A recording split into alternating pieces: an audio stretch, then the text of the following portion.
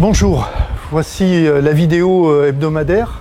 Aujourd'hui c'est le samedi, puisque c'est une situation particulière. Nous sommes tous réunis, les élus communautaires au Lac des Graves, les élus, le bureau communautaire, donc les maires des 25 communes, plus les vice-présidents et les conseillers délégués de l'ACABA, de façon à réfléchir ensemble à l'avenir de notre territoire, donc d'intégrer bien sûr les axes stratégiques qu'on avait déjà développés dans les précédentes consultations, et notamment le SCOT qui concernait l'ACABA, mais la communauté de communes de Cérégoul et de la Châtaigneraie. Donc des grands axes qui s'étaient développés, et on voudrait voir sur ce mandat comment ça va s'incarner avec tous les maires, enfin tous les membres du bureau communautaire, de façon à créer un projet de territoire qui se décline pendant les 6 années qui viennent. Voilà le premier sujet, et c'est la raison pour laquelle cette vidéo a lieu le samedi matin. Oui, voilà, nous poursuivons cette interview à l'intérieur parce qu'aujourd'hui au Lac des Graves il fait très mauvais, c'est un samedi d'automne. Comme il est d'usage, je fais un point sur la situation Covid sur notre territoire. La première chose que je voudrais évoquer, c'est l'augmentation du nombre de tests positifs, puisque nous testons plus, mais nous voyons qu'en proportion, nous avons atteint le 38 tests positifs sur 100 000. Donc c'est une progression. Alors notre territoire ne connaît pas la situation dramatique qu'on peut connaître dans d'autres territoires. Je rappelle que certaines villes sont à 250 positifs, donc nous 38, on reste quand même dans un chiffre qui est acceptable. Pour autant, il ne faut pas relever notre vigilance parce que ce sont les gestes barrières, ce sont les gestes d'hygiène qui permettent aujourd'hui de maintenir ce taux relativement bas. Un autre élément positif que je veux souligner, c'est que nous n'avons pas aujourd'hui de patients en réanimation. Donc je pense que peut-être les modalités de prise en charge du traitement sont plus favorables. Peut-être qu'aujourd'hui, justement, le port du masque atténue la virulence. Je ne sais pas, je ne suis pas scientifique. Il n'empêche que c'est un élément factuel. Nous n'avons pas de personnes en réanimation. En revanche, nous avons des personnes qui sont hospitalisées. Ça veut quand même dire que la forme grave de la maladie continue à être présente sur le territoire. Et l'autre point négatif, c'est que nous voyons le nombre de décès liés au Covid. Alors, interprétés comme des décès Covid parce que souvent des personnes porteuses de polypathologie, mais il n'empêche que c'est le nombre que communiquent aujourd'hui les statistiques nationales. Donc on voit ce nombre continuer à augmenter, y compris sur le territoire du Cantal. Donc nous avons un nombre de décès qui est important sur cette deuxième période du Covid, et beaucoup plus important finalement que la première partie, que la période où nous étions confinés. Donc restons vigilants, restons attentifs, et j'ai une pensée particulière pour les plus jeunes, parce que les plus jeunes sont peu prudents dans leurs pratiques sociales. Je sais qu'en cours, ils portent le masque, je sais que sur un certain nombre d'espaces publics, ils le portent. Par contre, parfois en soirée, ils ont tendance à relâcher l'attention. Alors c'est vrai que les jeunes sont rarement concernés par la forme grave de la maladie, mais ils peuvent être porteurs du virus et ils peuvent l'amener chez leurs aînés, dans les fêtes de famille ou les regroupements amicaux. Et enfin, une pensée à tous ceux qui sont concernés par la maladie, puisque aujourd'hui, il y a quand même beaucoup de cas de personnes concernées par la maladie. Donc, je crois que notre solidarité humanitaire passe par notre prise de conscience que la meilleure lutte que nous aurons contre la maladie sera une lutte collective par le respect des gestes barrières, par le respect des règles d'hygiène et par le port du masque.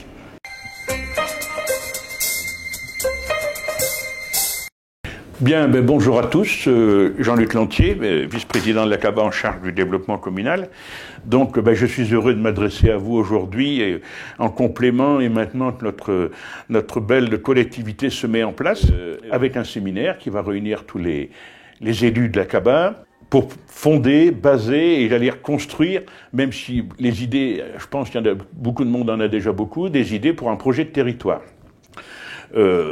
Le président Matonnier a déjà passé j'ai vu un très beau message dans le premier agglomate qu'on a tous reçu, et comment il voyait, je dirais, ce nouveau mandat en tant que président. J'ai noté les 3 lignes idées fortes, collectivité CABA pour le bien commun, projet de territoire ambitieux, respect de l'équité territoriale et exigence de prendre en compte l'ensemble des communes et des habitants des communes.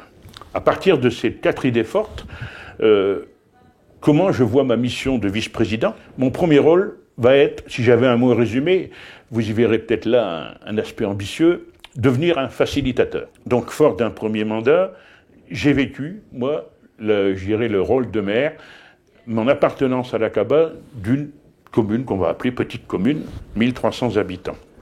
J'ai vécu des réunions de bureau ô combien fort intéressantes, des conseils CABA ô combien fort intéressants. J'ai beaucoup échangé avec le nouveau président sur ce fonctionnement de l'Aqaba et je me suis dit, et on est tombé d'accord avec Pierre Matonnier, sur le fait de dire il faut faire quelque chose, il faut agir différemment pour les petites communes, pour qu'ils prennent la parole, pour qu'on les aide à monter des dossiers. Donc, au travers de ce constat, je pense qu'à aujourd'hui, je peux aider certains maires des petites communes à monter des projets, à amener une logistique en termes d'ingénierie financière, à raisonner de plus en plus en termes de mutualisation, raisonner en bassin de vie. Je m'explique, la problématique et les objectifs des communes de la vallée de la Serre sont forcément différents de ceux de la vallée de la Jordanne, forcément différents de la plaine de Saint-Paul. Comment réfléchir à mutualiser, à porter des projets ensemble? Et il y a des choses à faire, je peux être le facilitateur de tout ça dans la logistique d'ingénierie et de projet. L'Aqaba peut aider aussi ces petites communes. On a eu beaucoup de travail à monter des projets financiers, à monter des projets de subvention, à connaître les subventions, à connaître tout ce qui est élément de contractualisation financière.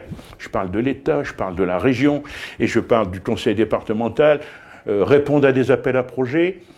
On s'aperçoit qu'il faut de l'expérience, on s'aperçoit qu'il faut du savoir-faire, on s'aperçoit qu'il faut passer du temps et que quelque part, il faut savoir monter des dossiers. Et bien, quand on arrive en tant que nouveau maire, on ne sait pas forcément monter des dossiers et on n'a pas forcément les compétences. Si j'ajoute que beaucoup de petites communes ont des secrétariats à temps partiel, je pense qu'aujourd'hui, il faut faire quelque chose pour toutes ces communes, pour les aider dans l'ingénierie, dans le montage des dossiers, apprendre aussi à réfléchir de façon pluriannuelle. Le montage d'un dossier, le demande de subvention, on s'aperçoit qu'on a vite perdu un an et demi. Surtout si c'est l'Europe, on peut même doubler le délai que je viens de vous indiquer. Donc tout ça, ça s'apprend, ça se construit. Et dans ce rôle de mutualisation et de montage de projet, je pense que on peut aider les petites communes dans ce sens-là. Mais si d'ici un petit moment, un an ou deux, un maire m'appelle, Jean-Luc, j'ai tel problème, j'ai besoin de toi pour tel ou tel, j'en sais très heureux, ça veut dire que le message est passé. Alors on ne pourra pas tout faire, on ne pourra pas tout régler tous les problèmes, on ne pourra pas porter tous les projets, certains d'autres.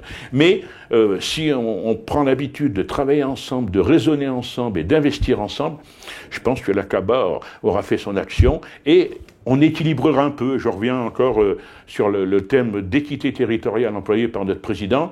On aura agi pour l'équité territoriale. Donc vous voyez que je suis un passionné, je pourrais vous en parler encore pendant 10 minutes, même plus longtemps que ça, si vous voulez. Les gens savent bien, j'ai une réputation d'être bavard, mais c'est tellement passionnant. Cette vice-présidence, développement, action communale, je peux vous dire que je le prendrai à cœur.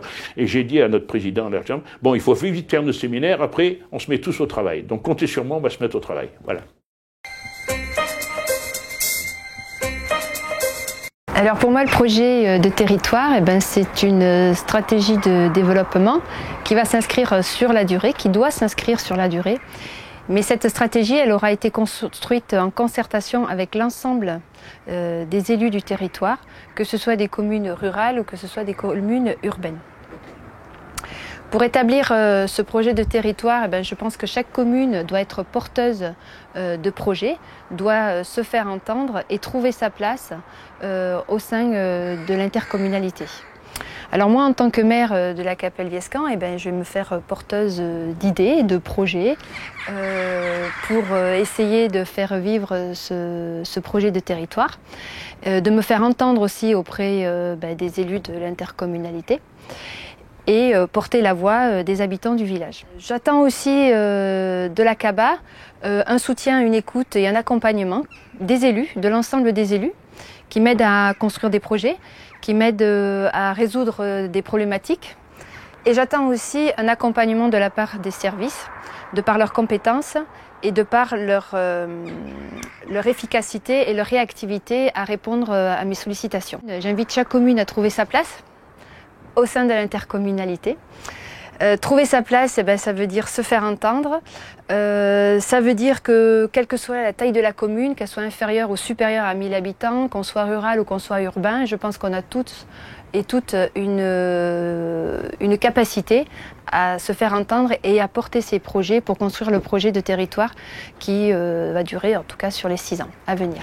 Pour conclure ce petit interview, je vais terminer en disant qu'en tant que vice-présidente et en tant que maire de la Capelle-Viescamp, je souhaite contribuer à développer, à tisser et à porter une politique d'investissement et une politique de fonctionnement sur le territoire composé de 25 communes. L'esprit communautaire, c'est d'abord les services que l'on doit amener à tous ceux qui vivent sur l'Aqaba, notamment bien sûr l'eau, l'assainissement, au regard des compétences propres de notre collectivité. C'est aussi l'économie, et l'économie notamment dans nos territoires ruraux, c'est le tourisme. Le tourisme avec des points forts que nous connaissons tous, que ce soit à Carla, que ce soit au Puech des Ouilles, mais aussi à Mandray-Saint-Julien avec la station Pleine Nature et les gorges de la Jordanne. Tout cela doit nous fédérer sur cet esprit communautaire qui doit associer bien sûr le point fort qui est la ville, mais aussi la diversité avec toutes ces communes rurales. Tout cela doit nous animer d'un engagement au service de ceux qui y vivent. Tel est l'engagement que je m'efforce d'inscrire au quotidien. Je suis Yves Alexandre, je suis maire de Carla. Nous serons prochainement réunis pour parler donc du projet de territoire de l'Aqaba. C'est un sujet essentiel parce qu'on parle d'affecter des moyens à une certaine politique. Et cette politique elle concerne nos différentes communes et l'ensemble de notre territoire. Les problématiques sont parfois différentes, mais globalement on peut réfléchir à un projet qui réponde aux besoins du plus grand nombre et qui soit cohérent. Cette cohérence en fait elle est essentielle. Parce qu'il y a des priorités à définir, des moyens à allouer et ces éléments ils doivent vraiment être au service du territoire. Il ne faudrait surtout pas que notre politique, que nos moyens soient alloués à des projets, à une série de projets individuels. Il faut structurer la réflexion. Un des éléments essentiels, c'est de définir les forces et les faiblesses de notre territoire. On a un territoire exceptionnel dans le sens où on a un cadre de vie qui est on va dire, très agréable. Ce cadre de vie, il est aussi éventuellement, il est source d'emploi. On a du tourisme vert qui se développe sur ce territoire. Aujourd'hui, mettre des moyens, on va dire, pour développer une filière industrielle, c'est sûrement pas la réflexion la plus pertinente par rapport à la fois nos atouts et nos faiblesses. Il ne faut pas oublier aussi que sur notre territoire, il y a des initiatives individuelles qui se mettent en place. Aujourd'hui, en tant que maire, moi j'ai été contacté par des maraîchers qui souhaitaient s'installer. On a aussi par exemple un outil extraordinaire qui est l'aéroport d'Aurillac-Tronquière. On a un jeune qui s'est installé pour développer des liaisons avec d'autres métropoles que Paris. C'est des petits, des petits projets individuels, mais qui peuvent aussi être appuyés et soutenus pour desservir une cause plus globale.